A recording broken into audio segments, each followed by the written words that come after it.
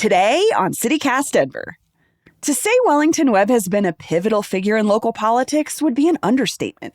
As mayor of Denver in the 90s, he reduced crime rates, oversaw the construction of DIA, and made numerous deals on projects that have come to define our city. From the current Broncos Stadium Mayor Johnston is working to replace, to the empty parking lots that became the Denver Pavilions. And all that without even mentioning how he led the campaign to block a housing development at the old Park Hill Golf Course. So today, producer Paul Karolyi sits down with the former mayor to talk about it all, and whether or not he thinks the city is headed in the right direction. Today is Tuesday, October 14th. I'm Bree Davies, and here's what Denver's talking about.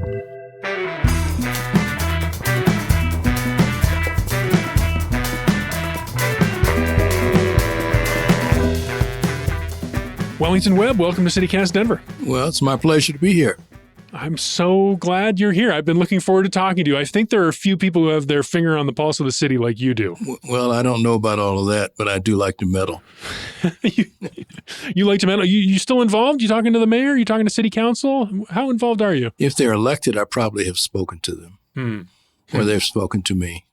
Well, let's get right into it. One of the reasons I wanted to talk to you today is because I think you remain very influential, even though you're no longer mayor. And on one issue, more than any other, I think your voice carried a lot of weight, and that's the Park Hill Golf Course. Yeah, I heard that.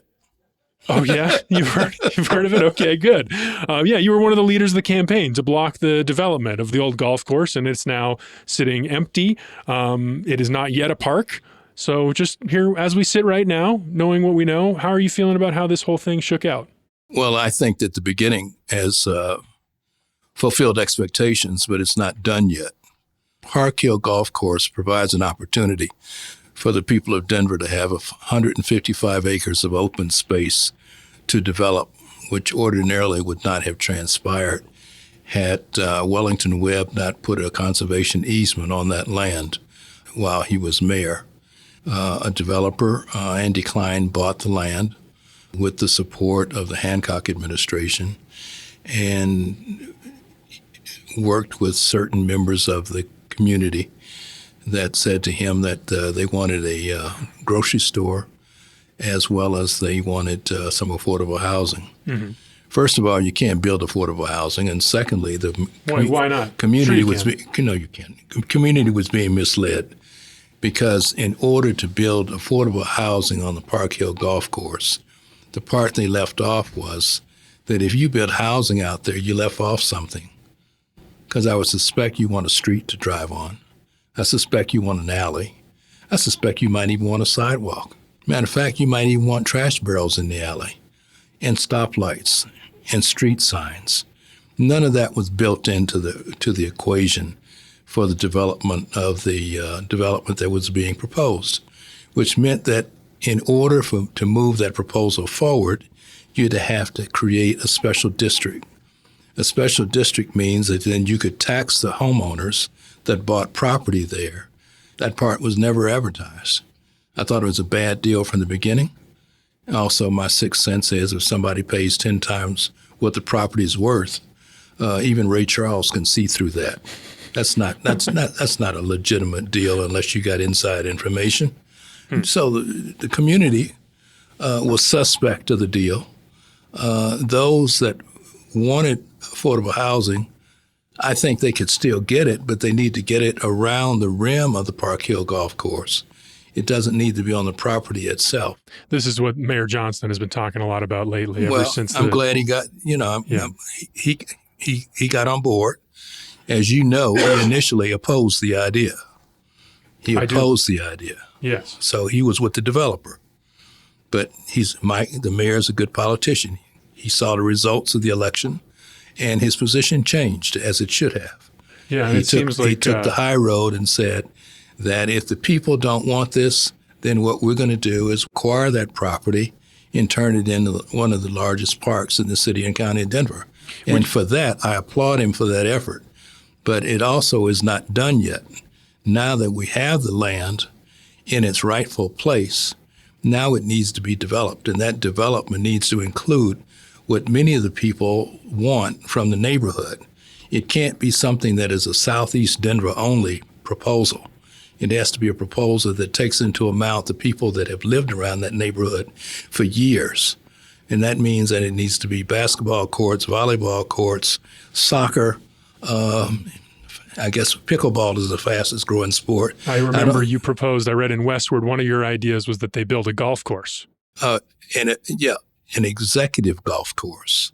Which is like a par three, like a small par three, one, right? 9 holes, because it doesn't take away from the remainder of the activity that would take place there. Well, I think a lot of people in Denver right now are warming up to all these possibilities. Some of the ones you're just listing out, like that you could do a lot with this land. It's kind of exciting. But I also think, as a lot of people are looking at this bond package that we're being asked to vote on in November, which includes $70 million for the city to pay for this build out of the park, which the mayor has said will be a bare bones build out, not any of these bells and whistles, no athletic facilities, just bare bones. They're saying the city's going to pay $70 million. Boy, that vote where we said no to this developer who was offering to pay for this is not looking so good right now. How are you feeling about it? Well, I think it's like buying a startup company. The money you pay at the beginning is much less than what the money you pay at the end. So having the land back in the city's hands is important. The $70 million is basic infrastructure. It should be no more or no less than what we have at Wash Park, what we have at Sloan's Lake, what we have at Southmore Park. We don't want to discriminate against one part of the city, having a park there that features more tumbleweeds than it does grass. And the bond package is close to $1 billion. So if you look at the $70 million and compare that to the $1 billion, it's not as much as what's being asked for many other activities. We're not talking about just our generation. We're talking about your kids and your kids' kids. The same way that the forefathers of the city had the guts and the nerve and the courage to build a facility called Red Rocks, the ones that had the guts and courage to plant a flag up at Mount Evans, through the Mountain Park Society, that all of those things that we take advantage of, those are all amenities for the city and county of Denver. The city and county in Denver is a living organism that is supposed to have many arterials to it that represents the makeup of all of the people that reside in that city. And that's why I believe that this Park Hill Golf Course is going to be a tremendous asset to the people of Denver.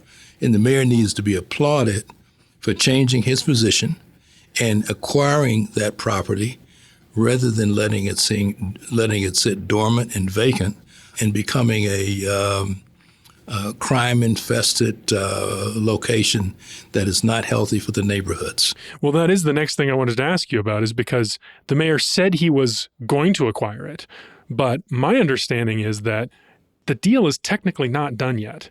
And I wanted to know, and that's apparently why the city has not been able to open the land. They missed their target of by the end of summer. They wanted to have the land open.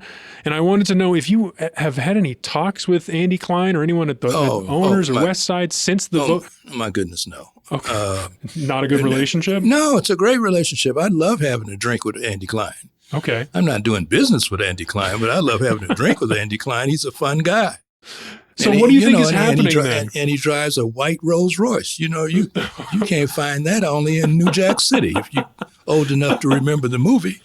So I love hanging out with Andy. So what's going on with this negotiation then? Well, they're not making a deal. That's a subject that you have to ask Mayor Johnson. Okay. I think that Mayor Johnson has done the right thing. I support him on the bond issue. I support his acquisition of the Park Hill land. Obviously, the budget is really in tough shape, having to get money from DIA and other properties, but he's fulfilling his commitment. Mm-hmm. And to me, that's what I think people want. They want when a politician or elected official tells you that you can go from A to B, that you can count on that you can put that money in the bank. And I believe that's what he's doing. But, cutting all these deals and negotiations, dealing with everything from homeless to Bronco Stadium to a new professional soccer team, these are all big projects, big deals. I'm pleased that our administration had the ability. Mayor Pena had the courage and had the foresight to talk about building a new airport. The Webb administration built 85% of that airport, as well as 27 of the buildings on downtown. The other day you saw in the paper the mayor, along with Bill Mosher, his big projects person, was talking about the Denver pavilions. Well, I'm the one that acquired the Denver pavilions for the city of Denver. Yeah, what is that like looking at a project like that? It seemed like, because I was thinking about that too when the pavilions was bought, when he said he wanted to buy it, and then I knew I was going to be talking to you. You've seen the whole arc of that thing. From when it was built, when it was parking lots before it was built, and now it's being sold. The irony is that you want to know how this deal really got done on the initial sale. Yes. With the pavilions was that the owner of the pavilions and Mayor Pena's staff and his attorney, and I can't remember the gentleman's name that owned the property, they were at odds. And they had a lawsuit going on. And I was a new mayor coming in. And we went over to the Brown Palace, and the owner told me about his great-grandparents who were founders of Colorado. One of the counties is named after his great-granddad. And I said, well, this is a great opportunity. Here you got an individual that his great-grandfather is one of the founders of the state of Colorado, and then you got a young black American sitting across from you whose granddaddy probably came over, not on the Mayflower, but on the Mayflower's bottom part of the ship as a slave, sitting over here drinking. He was drinking scotch and I was drinking rum and cokes. And after about the fifth rum and coke for me and the fifth scotch and water for him, we agreed that we were going to have the lawyers sit down with the parameters that we outlined on a napkin in the Brown Palace to purchase a property and drop the lawsuit. That's one of those deals that didn't become public. Wow. But I was proud of the fact that we got the city, the Denver Pavilions, and was able to move forward with it. Huh. So that's why we have that mall on the 16th Street Mall, or 16th Street now? Well, that's why the Denver Pavilions is there, because we were able to settle the lawsuit. I mean, we've done, my staff has a lot of stories, what they've all kept to themselves. I'm trying to see which one is going to be smart enough to take some of those stories and put them in their own book. Oh, and after we recorded this conversation, the city of Denver officially closed on the deal to take ownership of the golf course last week, 8.5 months after Mayor Mike Johnston announced the land swap deal with Westside Investment Partners.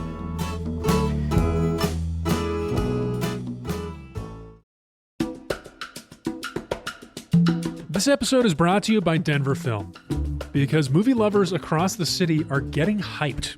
It's almost time for Denver's biggest celebration of cinema, and you don't want to miss it. I'm talking red carpets, celebs, Hollywood moguls, exclusive parties and VIP events, and you can be a part of it. Honestly, I've always had a great time at Denver Film Fest. Not only do they bring out so many good movies that you can just show up to basically a random theater on a Tuesday night on a whim and see something interesting, but you also have a chance to dress up nice, go out to a packed screening of one of the year's best, because they always bring the best. The Film Fest returns for its 48th year, running from October 31st to November 9th. They're featuring over 200 of the world's best new films, as well as all kinds of other great events. Choose your adventure and get tickets at denverfilm.org. That's denverfilm.org. Hi, I'm Michael Ziviak, Chief Revenue Officer of CityCast. Why do most of us want to learn a new language?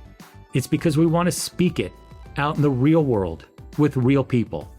Babbel gets you there fast. My daughter's a senior in high school, and after she graduates, we're taking a father-daughter trip to Spain. I know, she's spoiled, but that's on me. I'll be honest, my Spanish right now is pretty much tops out at "Donde está la biblioteca?" But when we get there, I want to actually talk to people, order food, and really connect with the locals, not just stumble through the basics. That's why I'm starting with Babbel. Learning a language with Babbel is all about small steps, big wins, and progress you can actually track and feel. And with how busy things get here at CityCast, I love that Babbel's bite-sized, 10-minute lessons fit perfectly into my day, whether it's between meetings or while I'm having coffee in the morning.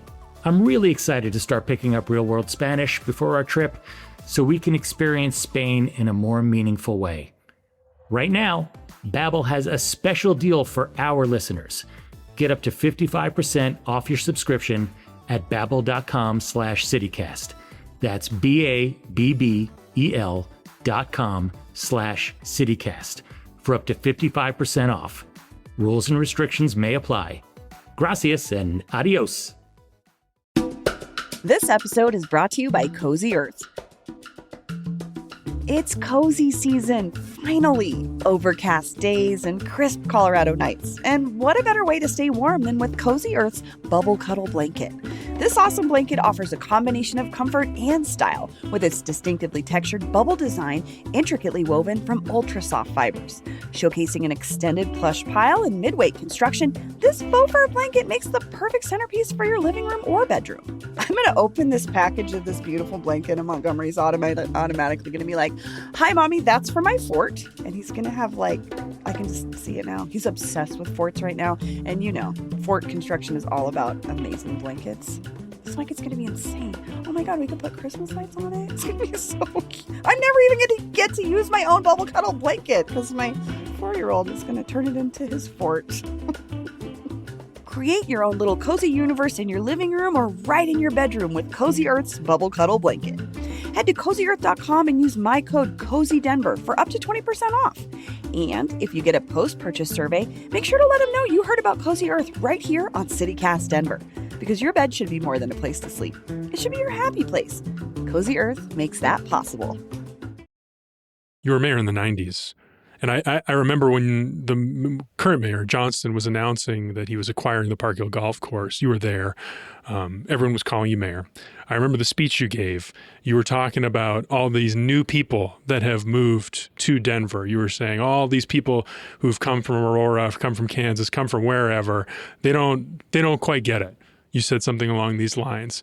And I just wonder, I guess stepping back, super big picture, it's been a few decades since you were mayor. There's a lot of new people who have moved here, myself included. I moved here 11 years ago. What do you think? Where from where? Where'd you? From Ohio, Central Ohio. That's where I grew up. Which part? Columbus. Okay. That's real Republican in Columbus. Didn't used to be. Democrats all up in Cleveland. A little bit. But I spent a lot of time with some friends of mine in Massillon in Canton, which is real football country there. That's it sure is. Paul Brown territory. But anyway, go ahead. Okay, here's my question. What's changed about Denver? What do you think these new people are bringing and changing about the city? I know it's a big question. One, I like the energy. Two, I like that the cities continue to grow based upon what they see as a great city. But they don't have a real total appreciation for what transpired before they got here. They think in many cases that everything started with them. I'm a historian of sort. I have a great appreciation for Western history. Many of the people that have come here come from somewhere else, where in many other places, and we'll say Boston is East Coast, pedigree is very important. Like, did your folks come over on the Mayflower, or do you belong to this particular society? In the South, it's about the aristocracy of how much money you have. Mm-hmm. In the West, it's neither one of those. If you're a woman and you're leading a wagon train across the Rocky Mountains, people only give a damn about one thing. Can you get the wagon train across the mountain? And if you can't, they will fire you. And if you can, they don't care if you're black, if you're Latino, or if you're a female, or whatever. They want to hire the best and brightest. And now that obviously is a problem now with the person we have in the White House, because he doesn't understand, because he dropped out of school, I think. But anyway, so we have to have an appreciation of that history. That history is so important. And because if you understand the history and those that preceded you, you have a better appreciation for the legacy you want to leave for your children's generation and for those that follow you. You know, when I was auditor, I looked at the first, the check that we received from Winter Park, $7,000. And I said, I know there must be more profit to Winter Park than $7,000. The ski resort. The ski resort that the city owns. Yep. And most people didn't know that Denver owns a ski resort. Because I told a reporter in jest, I said, well, maybe I ought to sell it. And then he Webb threatens to sell Winter Park then people were going crazy. I think 80% of the mail that came in, phone calls came in and said, we don't ski, but we need to keep Winter Park. We love Winter Park. Winter Park belongs to us. We can't give away a ski resort. But you were saying you were looking at the check that came in, and it seemed like there might be more money there. Well, yeah. I mean, I had the same problem when I was auditor with the Broncos. The Broncos hadn't paid taxes in 3 years. And I called them politely, and I said, as auditor for the city, I'm, by the oath of office I took, I expect, you got to pay your taxes like everybody else. Mm-hmm. And the guy says, well, we'll get around to it. I said, okay, well, I'm a pretty easygoing guy. Well, I hope you can do that soon. So that afternoon, I called the sheriff and had him padlock the Broncos practice facility. I got it checked later that day for all the back taxes that the Broncos owed. That's when they were out on 52nd Avenue. They cancel your season tickets after that? No, later. Later, but that's government's supposed to work not only for the people at the top, it's supposed to work for the people at the bottom and the people in the middle and the people that pay the taxes, the people that no one else fights for, the people that don't have lobbyists. Yeah. Huh. We brought up the Broncos a couple of times. That was the other thing I wanted to talk about with you was the stadiums. The mayor, Mike Johnston, has been working on these two big stadium projects. The National Women's Soccer League team wants to build one down near the I-25 Broadway interchange, and the Broncos want to build one at Burnham Yards, the old rail yard. He has talked about, in the Women's Soccer League situation, he's talked about putting up $70 million of city money to build infrastructure and support the construction, even though it would be a private build for the most part, other than those things. And he told us on this show that he wants to do something similar for the Broncos, to put up some public money to build infrastructure to support a stadium, even though it's going to be the Walton Penner Group that actually builds the stadium. Well, I don't, until I see it, I don't know what that means. Tell me about that. What do you think? I know you know. So let me just, again, you got to understand the history. Yes, tell me. Pat Boland, who I really liked, and who was a true business guy, a great football fan and great football owner. Mm-hmm. Former Broncos owner. Mm-hmm. Every week he'd have a news conference saying that we had the worst lease in the league. And I would call and say, Pat, I wish you would quit saying that. Because by definition, if you have the worst lease in the league, that means I, as mayor, and the people of Denver have the best lease in the league. So you shouldn't say that. Because the city is the landowner underneath Mile High. That's correct. That's correct. And so I came to the conclusion that the best deal we could do, since the Broncos are originally a regional team, that, the heart and soul of Denver, the Denver taxpayers are paying for all the maintenance and upkeep for Mile High Stadium.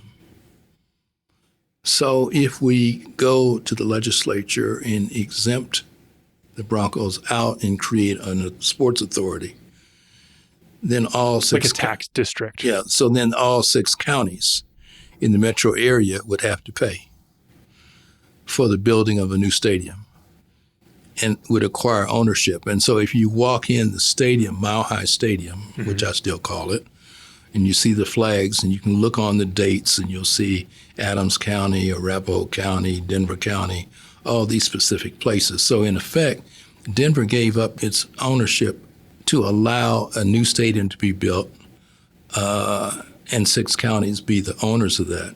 But it's interesting, though, what you were saying earlier about how you wanted to have the 6 counties pay for a sales tax to construct the second Mile High, the current Mile High Correct. In Power Field, as an antidote to the previous arrangement, which had the city of Denver owning the land, the team leasing it, and the city paying for all that upkeep. Correct. Because some people are saying that arrangement would be a more beneficial arrangement now when we're thinking about this third iteration of Mile High.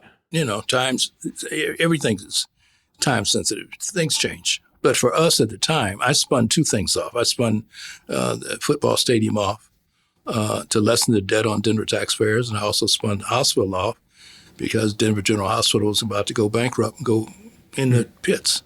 So let's say Mayor, maybe he's already done this. Maybe you've already given this advice. But if Mayor Johnston called you up and was like, hey, you built some stadiums, that seemed to go okay. I'm looking at these two projects. Do you have any advice for me? Well, What would you say? I think he's doing the right thing by understanding that. I'll reverse the question. I would say if he let the Broncos leave and they became the Lone Tree Broncos and the bond issue fails, there'll be a new mayor. You think? You can't let those two things slip. So having the Broncos in Burnham Yards, and that's why I did the one op-ed saying, you guys are doing all this posturing. You're not going to Lone Tree, and you're not going to Aurora. All the transportation's here. You're from the Midwest. You know how bad it was in Detroit when Detroit had the Tigers, and if you wanted to see the basketball team, you had to go up to Auburn Hills. If you want to see the football team, you had to go up to Pontiac. We have centralized all the sports teams in one downtown area location. RTD goes there. People walk there. People doing pedicabs there. That's the heart of the sports entertainment district for the city, and that's where it should be. And that's where the Broncos should be, and the Nuggets should be, and Avalanche. So for me, and I think as far as women's soccer, I think that, I follow the mayor's lead on it. I haven't followed that much. I think we also deserve to have a WNBA team here. That's what big cities are about. That's the difference in why you live in the city as opposed to living in a rural area. I also like the idea that someone proposed having a Ferris wheel. You like that idea? I like that idea. And someone said, well, that's kind of a simple idea. And I said, well, it's working in London every day. Mm-hmm. Every time I've been to London, that Ferris wheel's packed, and then you can see the entire downtown area of London. And I think for someone to be on a Ferris wheel in downtown Denver and be able to see God's gift to us in the Rocky Mountains, to be able to see that from downtown would be awfully special. Yeah, I think that idea, I know this gentleman you're talking about. His name is Ryan Ross. He used to be a writer for Westward, where he published that op-ed, which we'll put a link to in the show notes. But his previous idea was to have a system of gondolas downtown to help people get around downtown. What do you think of that? Now he's gone too far. I'll just stick with the Ferris wheel. I'm having enough trouble. I'm having enough trouble getting the finger given to me with people riding those bicycles when you only see 1 or 2 a day, with all those reducing the parking spaces and parking lanes for automobiles going through. We're going to get emails about this. Well, it's okay. It is okay. Who was it? I think it was Alvis Brooks said, well, you need to see what they do in Denmark. I said, Alvis, I've been to Copenhagen. I met with the mayor 40 years ago, and I know how they use bicycles there. And I supported the use of bicycles here as well. But I think in some cases we have gone excessive with some of the streets in terms of the roundabouts and some of the signs, especially for people that are older. It's a lot more difficult. We can't just lock all old people up and put them in a treehouse and tell them, well, maybe that's where the gondola goes in. Maybe. I don't know. They can take the gondola downtown and not have to drive. Yeah, I don't know. That idea was crazy. But the bike lane thing, and the other thing you said is like the sports stadium should be downtown. Absolutely. Should be downtown. That's what you're saying. That's a no-brainer. But is there a part of you that's like, I wonder if Denver's changed? I wonder if all these new people care about sports the same way that you do.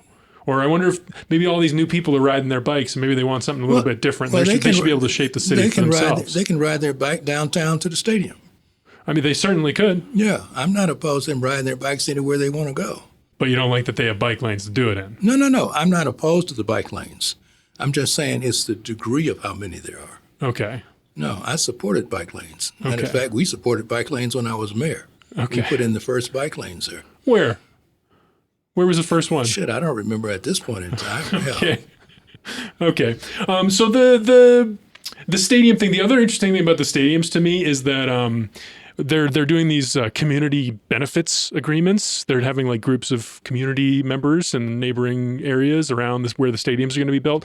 They're organizing people, and they're going to have these agreements. City council is going to sign off. Hopefully the teams, I guess these neighbors hope that the teams make some concessions to support the neighborhood or make some commitments to doing something. I think they're trying to figure out what exactly.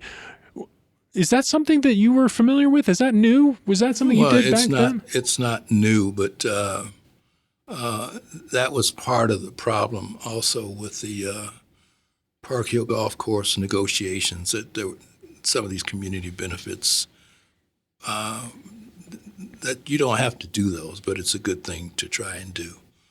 I think the community should have a lot of say, and they should work that out through their councilman and through the mayor. But I think that the council people have to be involved with that. It can't be at the last minute.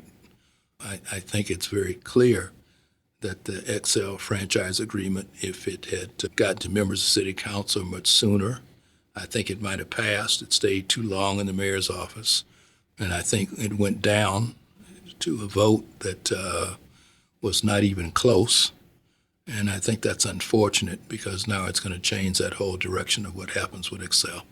Can you explain that? Because that's a headline that I think came and went, and I don't think a lot of people really understood what was happening there. This XL franchise agreement, because this is XL has a franchise. Utility and XL, the city. the utility has a franchise agreement to serve the people of the city and county of Denver. Mm-hmm. And they were negotiating the ins and outs of that franchise agreement with the mayor's office, and then it has to go to the city council to be approved. I always thought in many cases that it was better from a management standpoint, if you're going to go to city council anyway, have members of city council in there with you while you're negotiating with Excel Energy to expedite the process when it gets to council. You don't think Mayor Johnston did that? Well, obviously he didn't. If he did, he didn't do enough of it. Well, that's the criticism that he gets from a lot of people these days, is he's not collaborative enough with these other folks. I supported the mayor when he ran for governor, senator. He's an idea guy. He's a big idea guy. Yeah. And that's a good thing. But city government, unlike state and federal government, you can only give the organism so much to eat at one time. If you give it too much, the city gets indigestion, and people start voting no about what they're not sure of. And I've shared this with Mayor Johnson and others. They like all my little sayings. But I believe that, and I think that going back to the bond issue, on that, all the members of the city council had input into it, mm-hmm. and it's not a tax increase. It's a continuation of what we already have.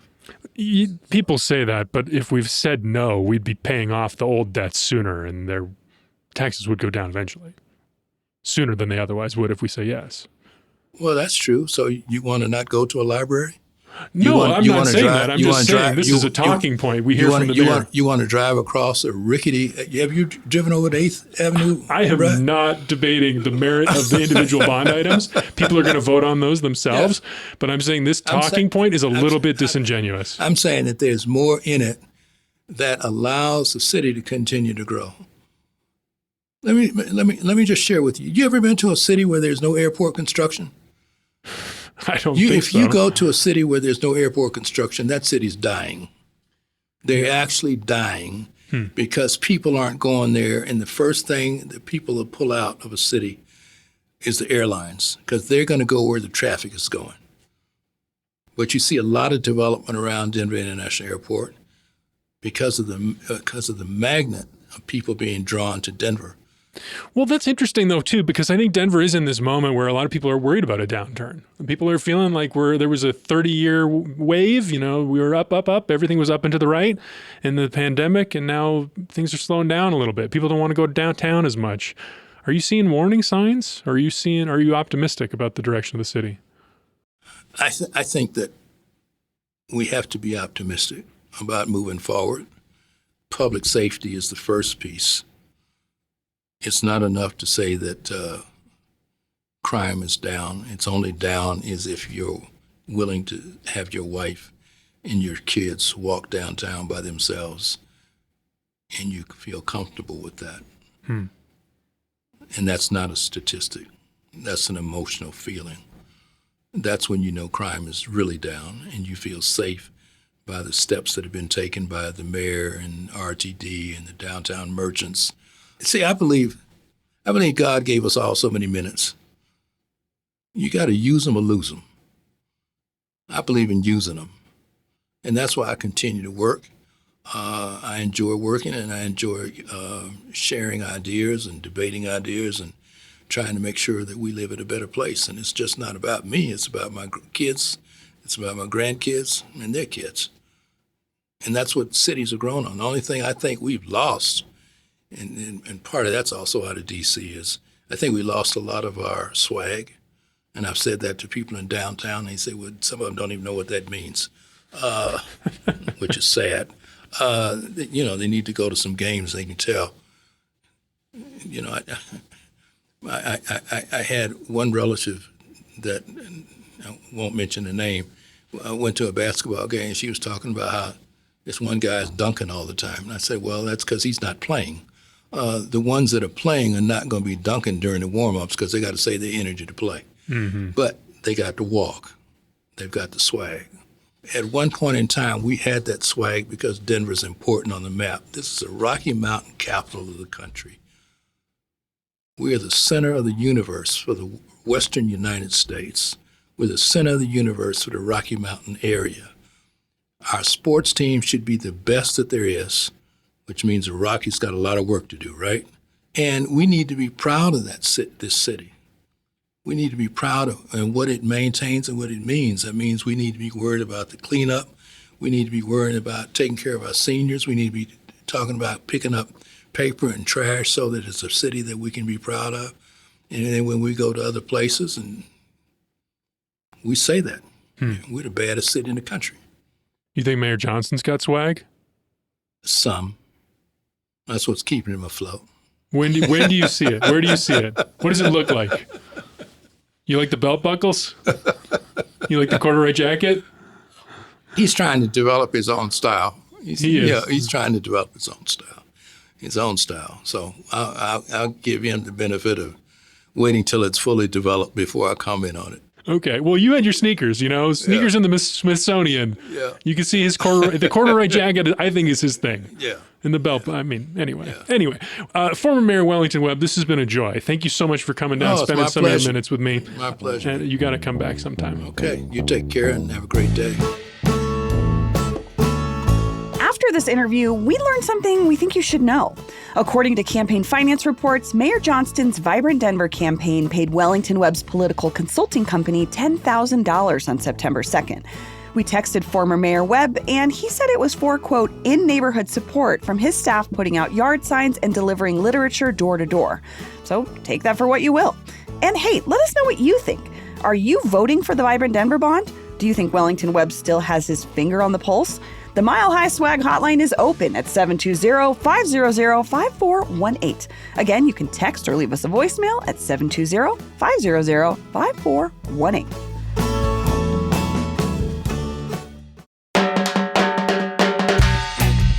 That's all for today here on CityCast Denver. If you enjoyed this show, why don't you take a minute to tell Bill Mosier about us? Rate the show wherever you get your podcasts and subscribe to our morning newsletter and learn more about us at denver.citycast.fm. And hey, thanks to our new neighbors, Alex P. and Michael E., who just joined our membership program. You can support this show and get great perks by becoming a CityCast Denver neighbor today at membership.citycast.fm. We'll be back tomorrow morning with more news from around the city. See you later.